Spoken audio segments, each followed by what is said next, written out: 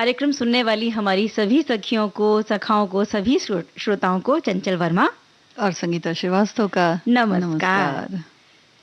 संगीता जी, हाँ। आज जो हमारे विषय हैं जिन पर हम सखियों से, अपने श्रोताओं से बातचीत करने वाले हैं, कमेंट्स आने शुरू हो गए हैं उनके। बहुत बहुत स्वागत है सभी के कमेंट्स का। और स्वागत तो हो गया चंचल।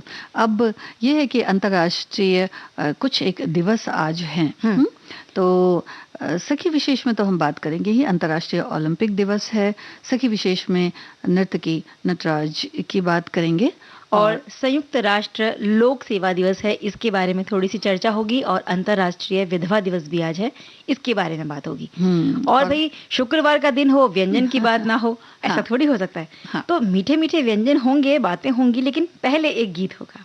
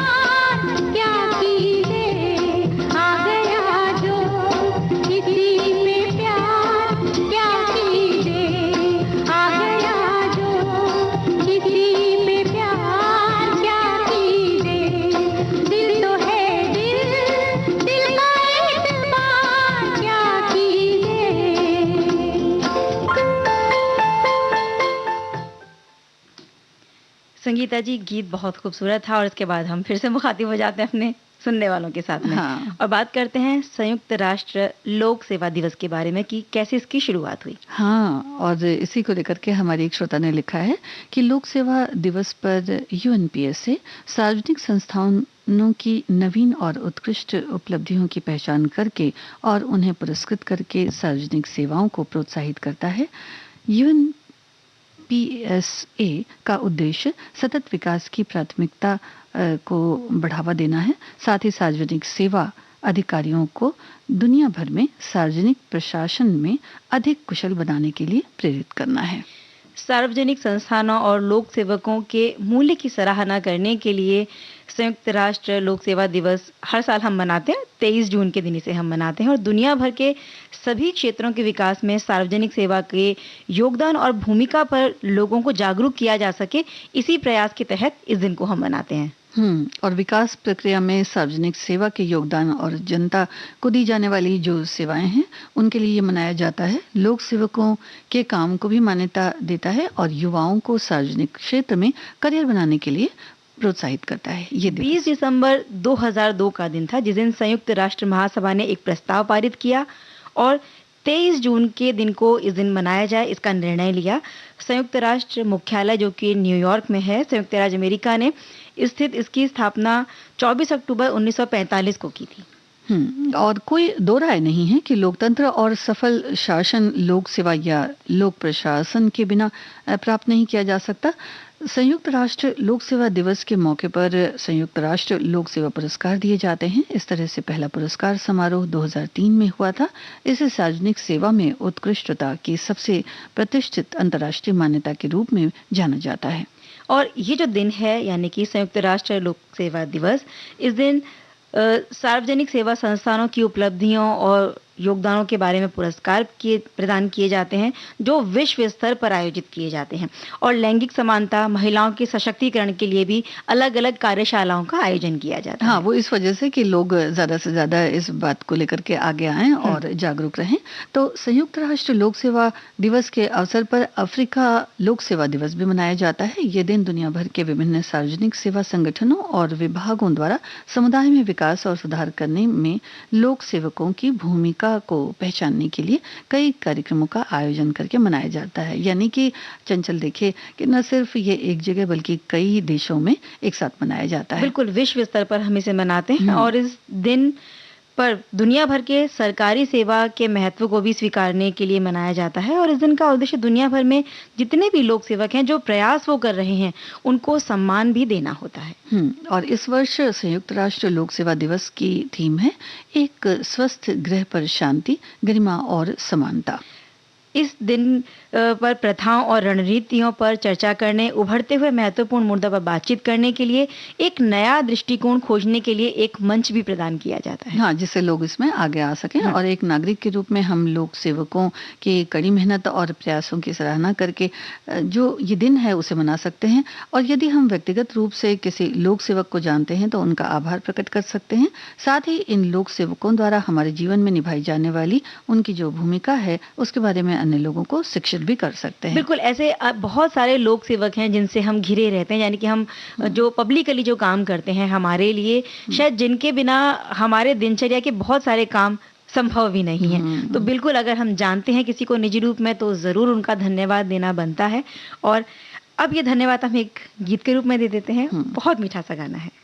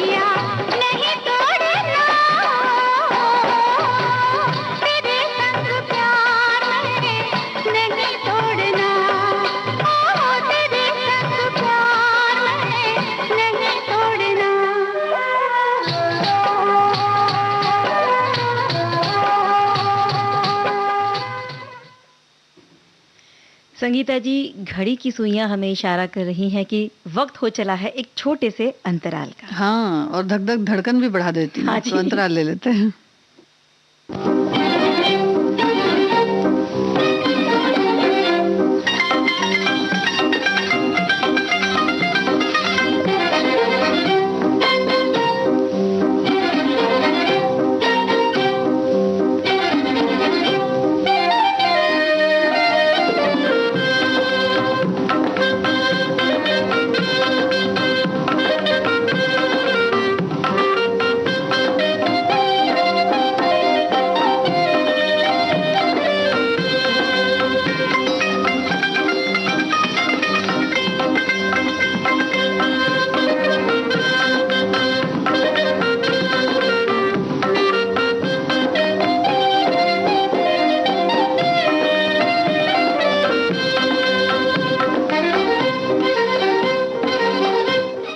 अंतराल के बाद हम फिर से हाजिर हैं संगीता जी, और अब हम बात करते हैं अंतर्राष्ट्रीय ओलंपिक दिवस को लेकर। तो फिर तो सबको बिल्कुल बचपन में जाना पड़ेगा चंचल, है, क्योंकि खेल तो सभी को पसंद होता है। और खेल सिर्फ बचपन में नहीं, बड़े होने के बाद भी जब हम कभी खेलते हैं ना, तो हमारे उत्साह उमंग को दुगना कर देते हैं, और कहते हैं कि शारीरिक स्वास्थ्य के लिए भी बहुत अच्छा है ये। तो खेल तो खेलते ही रहने चाहिए। हाँ हाँ बिल्कुल। और 23 जून का दिन है ये ओलंपिक दिन। ओलंपिक के इतिहास में तो एक खास अहमियत रखता ही है।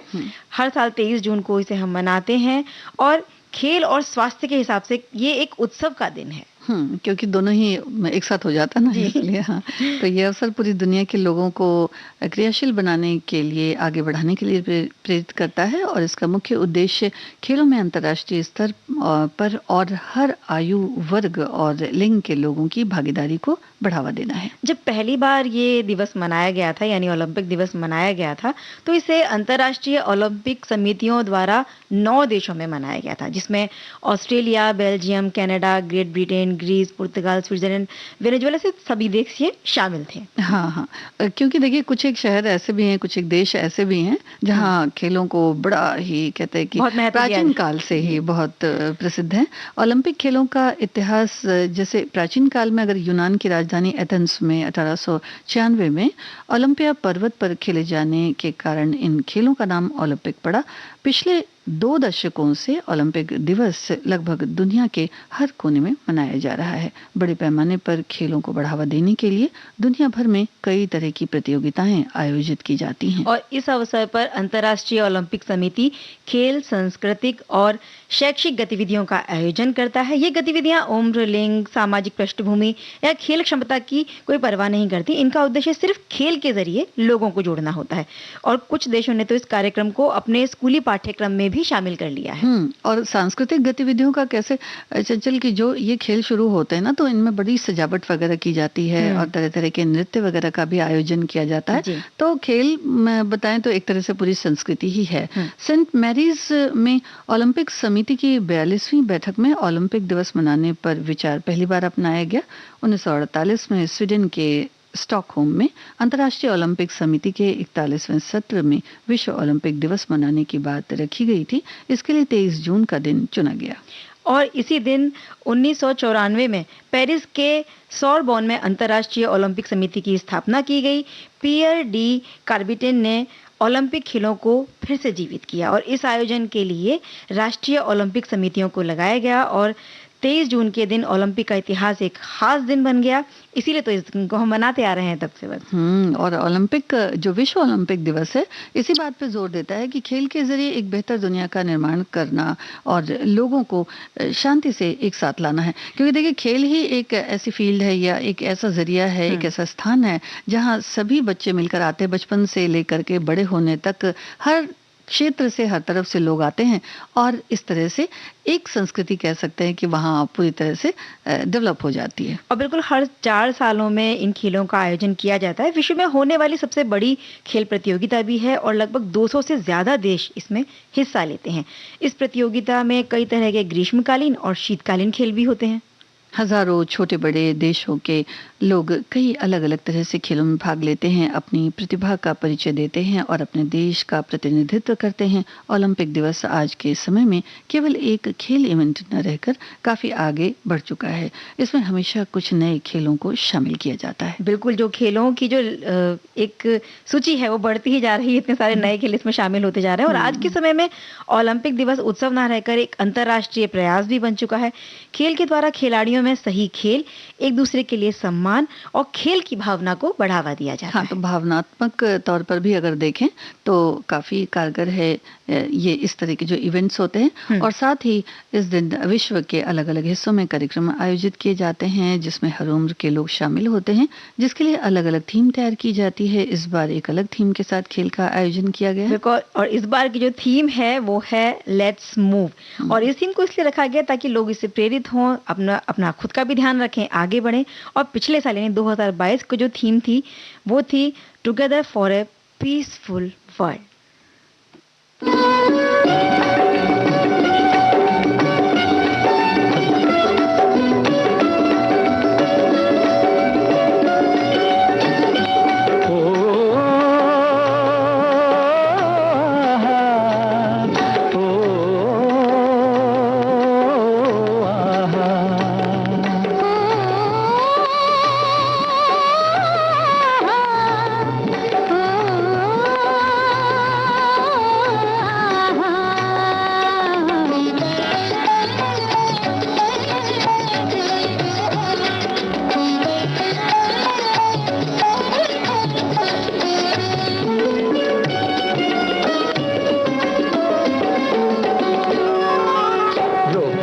कई बार मैंने दिल की उमंग को, क्या करूं मैं अपनी निगाहों की पसंद को। ओ जाने जा तू ही मेरे प्यार का जहान है।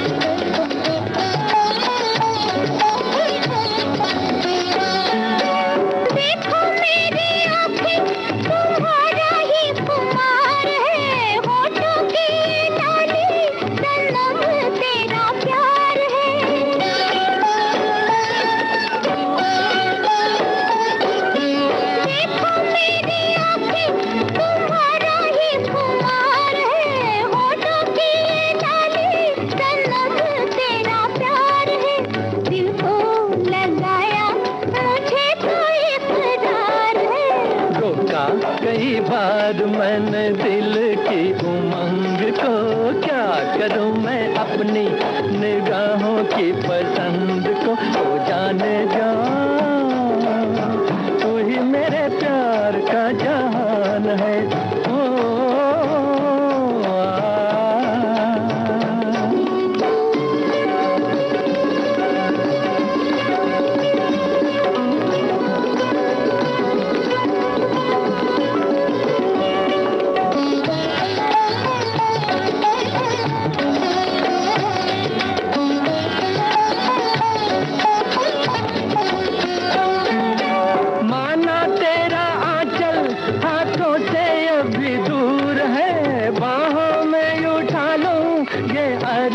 जरूर है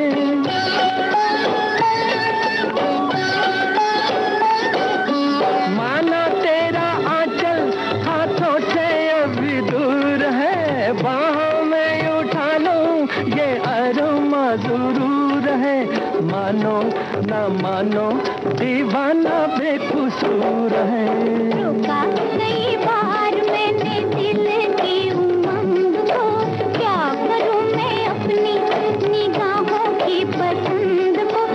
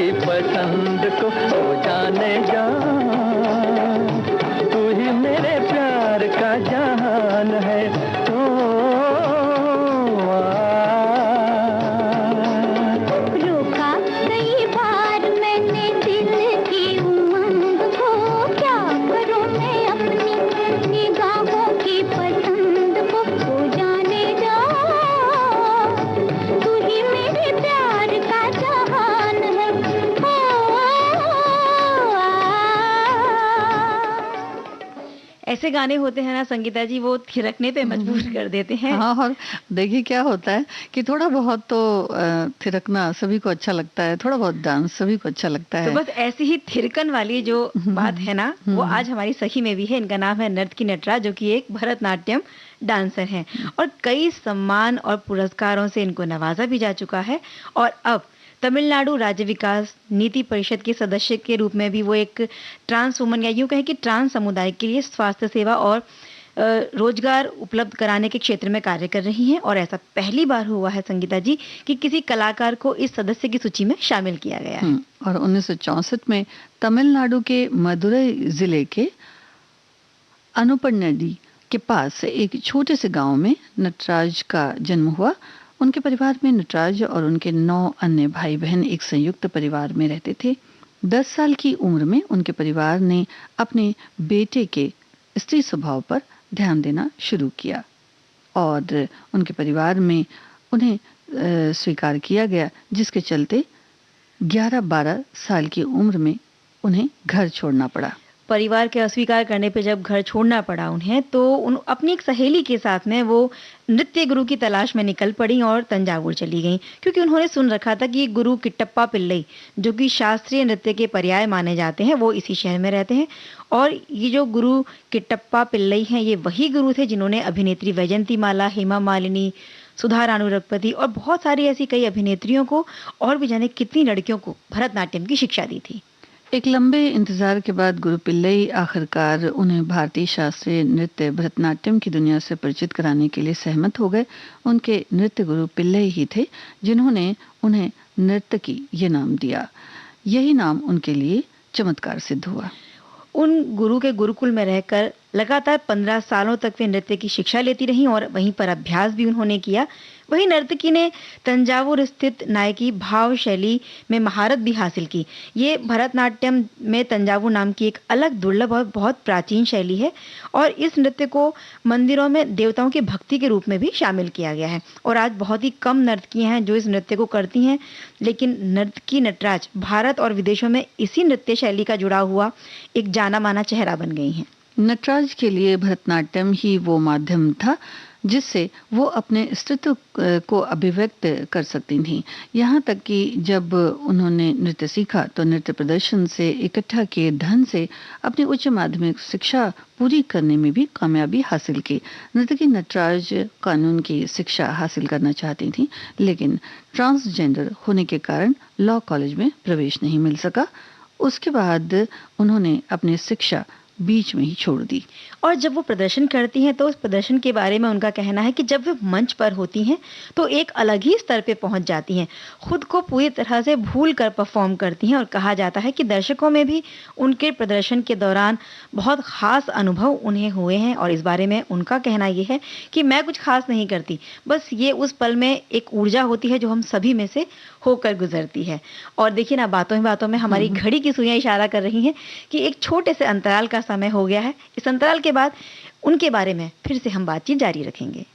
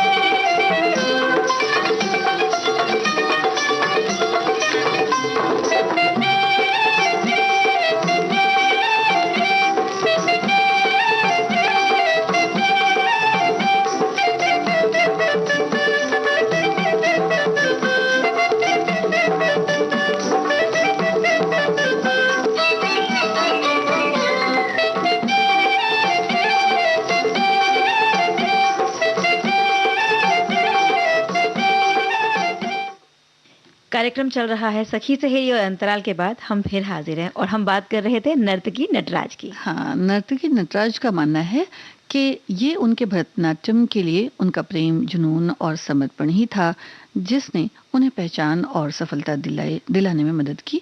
वो कहती हैं कि आज तक मुझे जितने भी पुरस्कार मिले हैं वो एक भरतनाट्यम कलाकार के रूप में मेरी योग्यता के कारण है, न कि इसलिए कि मैं ट्रांसजेंडर हूँ। तो बात पुरस्कारों की चली है तो हम बता दें कि भारत नर्तकी जो हैं ये भारत, अमेरिका, ब्रिटेन, यूरोप के बहुत सारे प्रमुख समारोह में प्रदर्शन कर चुकी हैं और 2019 में इन्हें चौथा सबसे बड़ा नागरिक सम्मान पद्मश्री इसे सम्मानित किया जा चुका है और भरतनाट्यम के क्षेत्र में इन्हें पुरस्कार दिया गया था। साल 2014 में संस्कृति विभाग भारत सरकार से एक वरिष्ठ फेलोशिप भी वो प्राप्त कर चुकी हैं। तमिलनाडु सरकार कलायम मणि पुरस्कार भी उन्हें प्रदान किया जा चुका है। 2016 में पेरियार मणियम्मई विश्वविद्यालय से डॉक्टरेट की मानद उपाधि भी उन्होंने प्राप्त की है। तो इतनी सारी उपाधियां देखिए और इतना सारा नाम, कितना अच्छा लगता है कि जब उनकी मेहनत इस तरह से सफल हुई तो ट्रांसजेंडर समुदाय के बारे में युवा मन को संवेदनशील बनाने के लिए तमिलनाडु में 11वीं कक्षा के छात्रों के लिए पाठ्यपुस्तकों में डॉक्टर नर्तकी नटराज की सफलता की कहानी पर एक अध्याय को पाठ्यक्रम में स्थान भी दिया गया है। और ये बहुत अच्छा कदम है ताकि इनके बारे में दुनिया को पता लगे और जब पाठ्यक्रम में बच्चे पढ़ते हैं इन चीज़ों के बारे में तो उन्हें भी अच्छा ज्ञान मिलता है, वो प्रेरणा लेकर आगे बढ़ सकते हैं। और पिछले 3 दशकों से नर्तकी नटराज का जीवन जो है पूरी तरह से भरतनाट्यम के अभ्यास में डूबा हुआ है, मतलब वो उसी में पूरा रम चुकी हैं और अपनी एक नृत्य कला संस्था भी उन्होंने शुरू कर रखी जिसकी जो शाखाएं हैं वो अमेरिका, ब्रिटेन, नॉर्वे इन अलग अलग देशों में भी हैं। और इस ट्रस्ट की कमाई से जो भी हिस्सा आता है इसमें एक बड़ा हिस्सा वो ट्रांसजेंडर समुदाय के लिए सशक्तिकरण के लिए समर्पित कर देती हैं ताकि उन्हें भी सम्मान की जिंदगी जीने को मिले और वो भी आगे चलकर कुछ कर पाए, तो एक तरह से सहायता भी हो जाती है। नर्तकी नटराज जिन्हें उनके परिवार द्वारा अस्वीकार किया गया था, आज दुनिया भर में उन्होंने न सिर्फ अपनी एक अलग पहचान बनाई बल्कि ट्रांसजेंडर समुदाय के उन सभी लोगों के लिए काम कर रही हैं जो अस्वीकृति के डर से अपने सपनों का पीछा करने के पीछे हट जाते हैं, यानी कि वो जो करना चाहते हैं वो कदम पीछे ले लेते हैं। हाँ, कदम पीछे ले लेते हैं। तो वो चाहती हैं कि वो एक दर्पण बने जो उन्हें अपने लक्ष्य तक पहुंचने के लिए प्रोत्साहित करे। अपने अधिकारों और स्वीकृति के लिए संघर्ष करती हुई उनके जैसी न जाने कितनी ही महिलाएं हैं और उनके लिए ये एक बहुत बड़े उदाहरण के रूप में उभर कर सामने आई हैं संगीता जी। और उनका तो यही कहना है कि सफलता पाने के लिए जुनून और आत्मविश्वास इनकी बहुत ही ज्यादा जरूरत होती है। तो ये तो बात हुई नर्तकी नटराज की और अब एक गाना।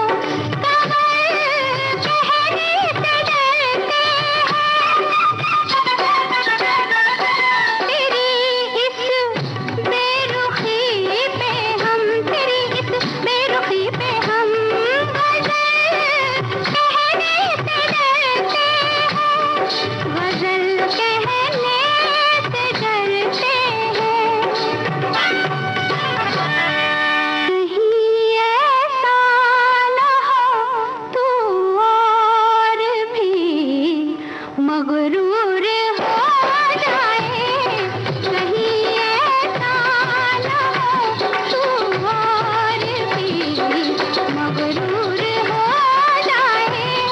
अगर दिलबर की रुसवाई हमें मंजूर हो जाए, सनम तू बेवफा के नाम से मशहूर हो जाए। तो भाई ये गीत भी बड़ा मशहूर है और बहुत अच्छा गीत है। और इसके बाद हम आते हैं वापस अपने विषय पर। और बात करते हैं कुछ एक महिलाओं की जो समाज में जिनकी स्थिति जो है बड़ी अजीबो-गरीब सी हो जाती है, नहीं जी। चंचल? तो ऐसी ही बात है, अंतर्राष्ट्रीय विधवा दिवस आज है। और विश्व स्तर पर ऐसे दिवस मनाए जाते हैं। हमारे एक सुनने वाले ने लिखा भी कि इस दिवस के बारे में इससे पहले उन्हें कोई जानकारी नहीं थी। और इस तरह के बहुत सारे दिवस होते हैं जिनके बारे में वाकई में हमें कोई जानकारी नहीं होती है, कोई ज्ञान नहीं होता है। और इनको शुरू करने का कोई ना कोई उद्देश्य ज़रूर होता है। और उद्देश्य हम कह सकते हैं कि भई उन महिलाओं की स्थिति में सुधार हो, उन्हें भी सम्मान से जीने का अधिकार मिले। इसीलिए तो ये दिवस मनाया जाता है और इसके महत्व को कहीं या इसकी ज़रूरत को समझा गया, इसीलिए इसकी शुरुआत भी हुई। क्योंकि कई बार ऐसा होता है कि भाई बहुत सारे सपने होते हैं, बहुत सारी बातें होती हैं, जी। लेकिन अचानक से जब कुछ इस तरह की स्थिति होती है तो बिल्कुल परिस्थिति बदल जाती है, स्थिति बदल जाती है, मन मस्तिष्क पे बड़ा ही गहरा असर पड़ता है।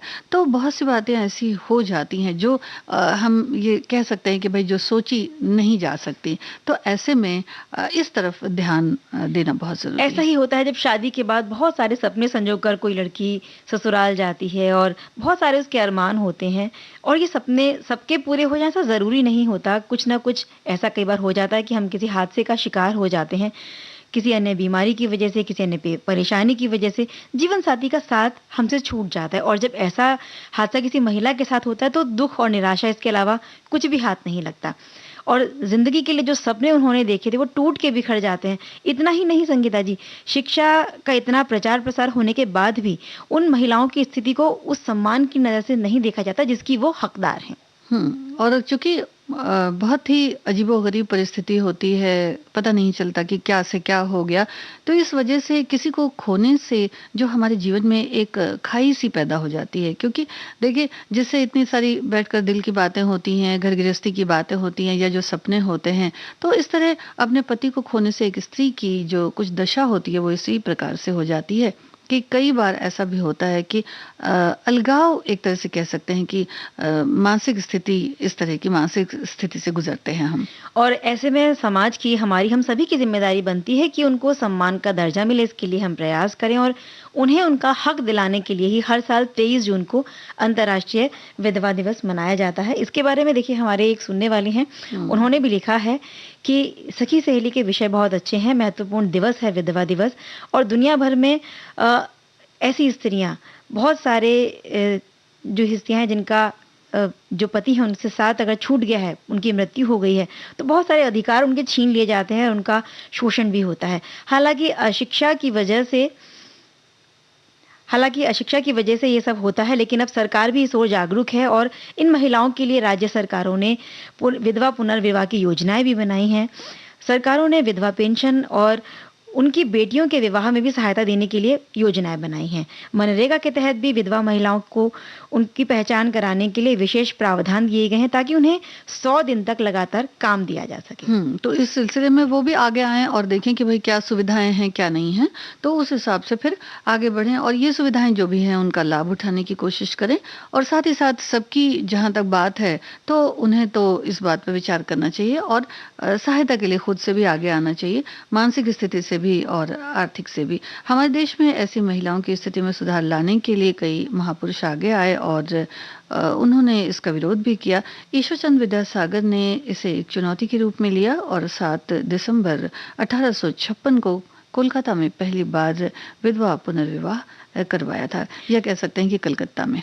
और जिस समय अंग्रेज राज हमारे देश में था, इनकी ब्रिटिश सरकार हुआ करती थी, उस समय भी इस पर एक अधिनियम लाया गया था जिसे लॉर्ड कैनिंग ने लाया था और उनकी शादी को वैध करार दे दिया गया था। इन महिलाओं को ज़रूरत है मदद की, बराबरी की और सम्मान की। और आज ये महिलाएं जो अपने अधिकारों से वंचित हैं, इस बात को हमें ध्यान में रखना चाहिए कि ये हमारे समाज का, हमारे देश का, हमारा ही एक हिस्सा है, इसीलिए इनको पूरा सम्मान मिले। और इसमें से कुछ ऐसी भी होती है ना चंचल, जिनकी उम्र बहुत कम होती है, तो उनके सामने तो पूरी जिंदगी होती है। तो और कुछ ऐसी होती हैं कि जिनकी उम्र कम होती है, बच्चे भी साथ में होते हैं, तो पूरी जिंदगी का ही सवाल होता है, उनकी भी जिंदगी का सवाल होता है, साथ ही साथ उनके बच्चों की भी जिंदगी का सवाल होता है। जी।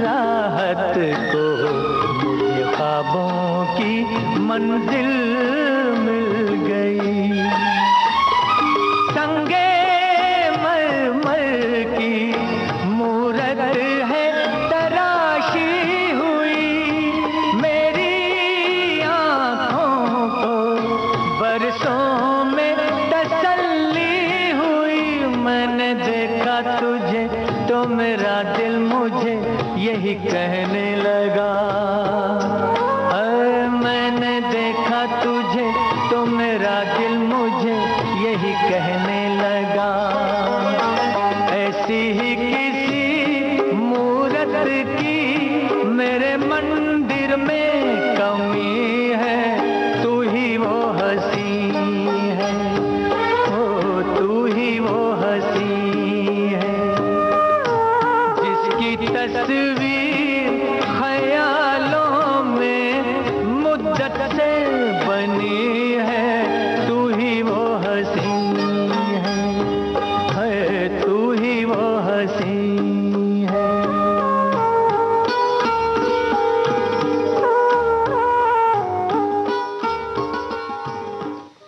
संगीता जी, एक स्त्री क्या चाहती है कि समाज में उसे सम्मान मिले, और इसीलिए हमने आज इस दिवस के बारे में बात की। और हमारे एक श्रोता हैं, उनका बहुत अच्छा इस पर एक उन्होंने बात लिखी है, मैं पढ़कर सुनाती हूँ।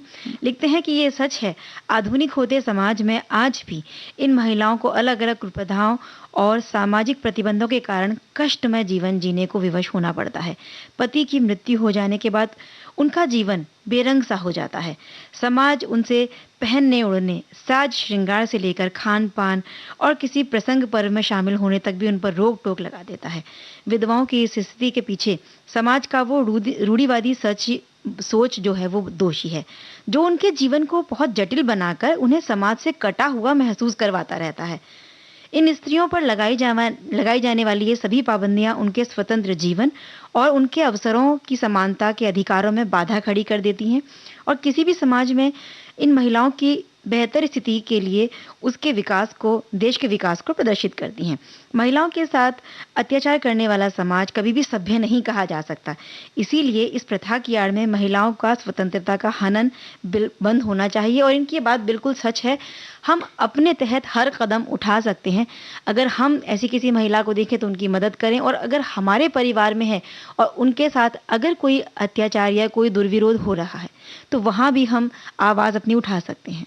हाँ, क्योंकि देखिए क्या होता है कि सभी जो बातें हैं उनके लिए तो कोई तैयार पहले से होता नहीं है। किसके साथ क्या परिस्थिति हो जाएगी ये भी नहीं कहा जा सकता है, किसके ऊपर क्या विपत्ति कब आ जाएगी ये भी नहीं कहा जा सकता है।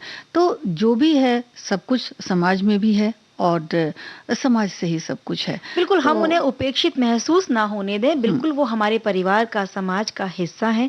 उनके अधिकार उनसे छीनने की कोशिश ना करें, और अधिकारों के साथ साथ उनको सम्मान भी देना है।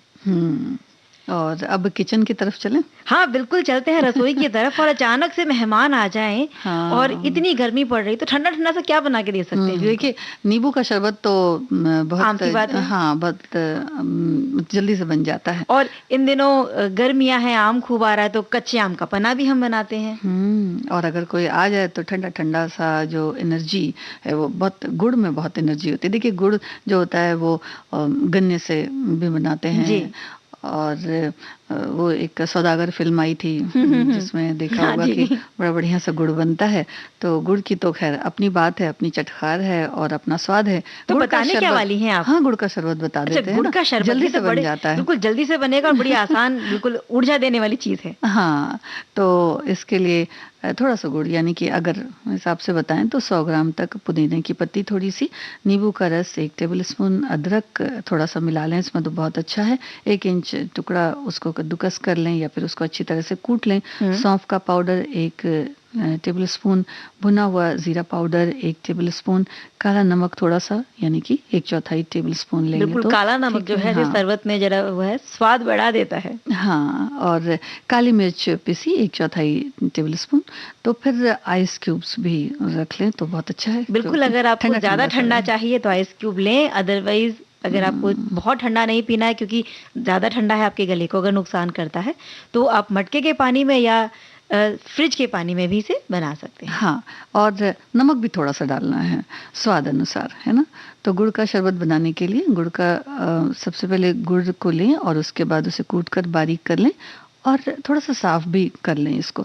उसके बाद एक गहरे तले वाले बर्तन में डालकर उसमें 2 कप पानी मिला दें। इसके बाद कुछ थोड़े समय के लिए गुड़ को रख दें जिससे वो पानी में अच्छी तरह से घुल जाए, और बीच बीच में थोड़ा सा चम्मच से हिला दें। 10 मिनट तक सारा गुड़ पानी में अच्छी तरह से घुल जाएगा। इसके बाद अदरक अच्छी तरह से धोकर उसे कद्दूकस कर लें या फिर कूट लें। फिर पुदीने की पत्तियां धोकर बारीक काट लें और गुड़ का पानी और एक बार फिर जो चम्मच से कुछ सेकंड तक घोलने के बाद इसे कद्दूकस किया हुआ अदरक वगैरह, जो पुदीना, जो भी चीज़ें हमारे पास हैं, नींबू का रस वगैरह सब उसमें मिला दें। अच्छे से मिक्स करके थोड़ा सा नमक उसमें डाल दें, जीरा पाउडर, काली मिर्च, सौंफ पाउडर, काला नमक, ये सारी चीज़ें डाल दें। घोलने के बाद में इसकी प्रक्रिया पूरी करें। 10 मिनट के बाद अलग से इसे रख दें सारी चीज़ों का, जिससे थोड़ी देर में फ्लेवर मिक्स हो जाएगा और उसके बाद फिर छान लें। और ये जो चीज़ें हैं स्वाद को तो बढ़ाएंगी ही, सेहत के लिए भी बहुत अच्छी हैं। और मीठा मीठा सा शरबत पीते हुए क्यों ना एक मीठा मीठा सा गीत भी सुन लिया जाए।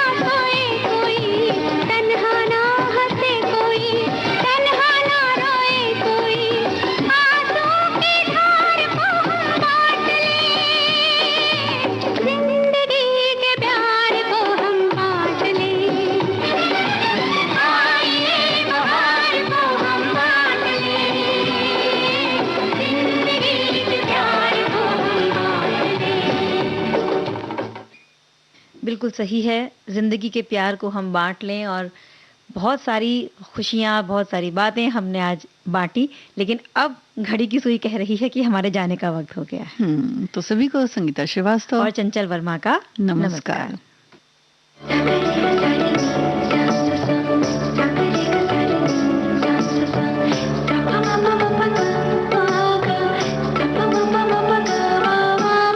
सखी सहेली